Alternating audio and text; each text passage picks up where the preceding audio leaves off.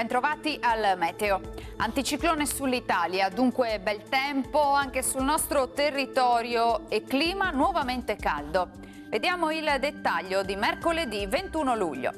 Sul Veneto prevale un tempo asciutto e stabile, tanto sole dappertutto, come vediamo. Solo nel pomeriggio non si escludono maggiori addensamenti in corrispondenza dei rilievi che potrebbero dar luogo anche a locali acquazzoni, localmente possibili fin verso le pianure limitrofe. Temperature minime tra 18 e 22 gradi, massime comprese invece tra i 27 e i 33 gradi. Ci spostiamo ora sul Friuli Venezia Giulia, dove avremo un ampio soleggiamento un po' su tutti i settori della regione. Il cielo sarà sereno o velato senza piogge degne di nota. Temperature minime tra 20 e 22 gradi, valori massimi oscillanti invece tra i 29 e i 30 gradi all'incirca.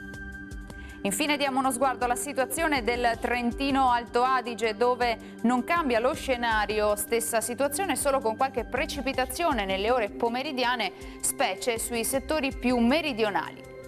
Temperature minime intorno ai 17-19 gradi, massime sui 31-32 gradi. Dal meteo per ora è tutto, vi auguro come sempre un buon proseguimento in compagnia di Antenna 3. Arrivederci.